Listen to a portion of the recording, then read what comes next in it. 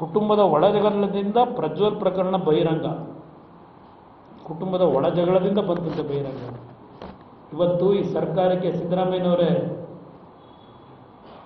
ಒಂದು ಮಾತು ಹೇಳ್ತೇನೆ. ನಮ್ಮ ಪಕ್ಷದಲ್ಲಿದ್ದಾಗ ನನ್ನ ತಾಯಿಯ ಕೈ ಅನ್ನ ತಿಂದು ಬೆಳೆದಿದ್ದೀರಿ. ಆ ತಾಯಿ ನೋವೇನು ಅನ್ನೋದು ಗೊತ್ತಿದೆ ನನಗೆ.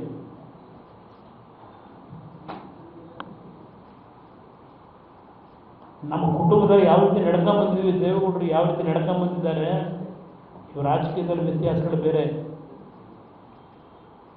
ಈ ಪ್ರಕರಣದಲ್ಲಿ ನಿಮಗೆ ನಿಜಕ್ಕೂ ಈ ರಾಜ್ಯದ ಮುಖ್ಯಮಂತ್ರಿಯಾಗಿ ಪ್ರಾಮಾಣಿಕವಾದ ಜವಾಬ್ದಾರಿಯನ್ನು ನಿರ್ವಹಿಸ್ತೀನಿ ಅಂತಕ್ಕಂಥದ್ದು ನಿಮ್ಮಲ್ಲಿದ್ದರೆ ಎಲ್ಲಿಂದ ತನಿಖೆ ಪ್ರಾರಂಭ ಆಗಬೇಕಿದು? ಯಾತಕ್ಕೆ ಇದೆಲ್ಲ ಬಂದಿದೆ? ಮೊದಲು 14 ವರ್ಷ ಏನು ಡ್ರೈವರ್ ಆಗಿದ್ದೇನೆ ಅಂತಕ್ಕಂಥದ್ದನ್ನ ಹೇಳ್ಕೊಂಡಿದ್ದಾನಲ್ಲ, ಇವತ್ತಿನವರೆಗೆ ಅವ್ರ ಬಗ್ಗೆ ಏನಾದರೂ ಯಾವ ಮಟ್ಟದ ತನಿಖೆ ಮಾಡೋ ಪ್ರಾರಂಭ ಮಾಡಿದ್ರಿ? ಆ ಕುಟುಂಬದೊಳಗೆ ಏನೇನು ನಡೆದಿದೆ 14 ವರ್ಷದಲ್ಲಿ? ಯಾತಕ್ಕೆ ಈ ರೀತಿಯ ಡೆವಲಪ್ಮೆಂಟ್ ಆಗಿದೆ? ಆ ಪ್ರಜ್ವಲ್ ರೇವಣ್ಣನ ಡ್ರೈವರ್ ಆಗಿ 14 ವರ್ಷದಿಂದ 13 ವರ್ಷದಿಂದ ನನಗೆ ಗೊತ್ತಿಲ್ಲ, ನಾನು ಮುಖ ಈ ಕ್ಷಣದವರೆಗೂ ನೋಡಿಲ್ಲ ಡ್ರೈವರ್. ಯಾತಕ್ಕೆ ಇಂಥ ಒಂದು ಪ್ರಕರಣಗಳು ಪ್ರಾರಂಭ ಮಾಡಿ ಅವತ್ತು ನಡೆದಂಥ ಘಟನೆಗಳಲ್ಲಿ ಇವಂದೇನೇನು ಪಾತ್ರಗಳಿದೆ? ಈ ಪೆನ್ ಡ್ರೈವ್ ಯಾತಕ್ಕೆ ಬಂದಿದೆ ಇವತ್ತು?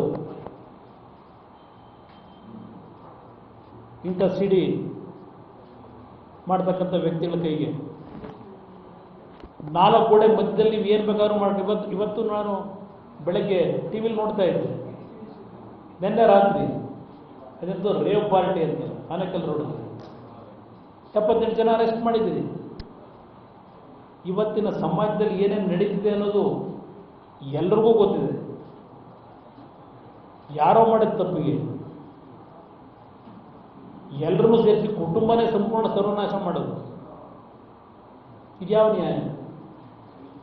ನಾನು ನೋವು ಪಡ್ತಾ ಇರೋದು ಆ ಹೆಣ್ಣು ಮಕ್ಕಳು ನೋವಿದೆಯಲ್ಲ, ಕುಟುಂಬಗಳ ಪರಿಸ್ಥಿತಿ ಏನಿದೆ, ಇದು ಆ ಒಂದು ಸಿಡಿಯನ್ನು ಪ್ರಿಪೇರ್ ಮಾಡಿರೋದು, ವಿಡಿಯೋ ಮಾಡಿರೋದು ಬೇರೆ. ಇದನ್ನು ಹಂಚಿದ್ರಲ್ಲ ನೀವು, ಯಾತಕ್ಕೆ ಹಂಚಿದ್ರಿ? ಈ ಕುಟುಂಬಕ್ಕೆ ನ್ಯಾಯ ಕೊಡ್ಲಿಕ್ಕೆ ಹಂಚಿದ್ರು? ಈ ಕುಟುಂಬಗಳನ್ನ ಬೀದಿಗೆ ತರಲಿಕ್ಕೆ ಹಂಚಿದ್ದೀರೋ? ಏನಿದು ಮಾಡಿದ್ರು ನಿಮ್ಮ ಸಾಧನೆ? ದೇವೇಗೌಡರು ಕುಟುಂಬ ಮುಗಿಸೋದಕ್ಕೋಸ್ಕರ ಮಾಡಿದ್ದ ಸಾಧನೆ ತಾನೇ ಇದು. ಇದರಿಂದ ಏನು ಸಿಕ್ತು ನಿಮಗೆ? ಈ ಕುಟುಂಬಗಳ ಬಗ್ಗೆ ಇವತ್ತು ರಜಾ ಹಾಕೋದಕ್ಕೆ ಅಲ್ಲಿ ಕೆಲಸ ಮಾಡ್ತಕ್ಕಂಥ ಹೆಣ್ಣುಮಕ್ಕಳು, ನಾವು ಯಾವುದೋ ಈ ಸಿಲ್ಕ್ ಬಟ್ಟೆ ಕಟ್ಟೆ ಒಳಗೆ ಸಿಕ್ಬಿಟ್ಟಿದ್ದೀವಿ ಅಂತೇಳಿ ಎಲ್ಲಿ ನಮ್ಮ ಮೇಲೆ ಅನುಮಾನ ಪಡ್ತಾರೋ ಅಂತ ರಜಾ ಹಾಕೋದಕ್ಕೂ ಹಿಂದೆ ಮುಂದೆ ನೋಡ್ತಾರೆ. ಈ ರೀತಿಯೆಲ್ಲ ಆರ್ಟಿಕಲ್ ಇದೆ.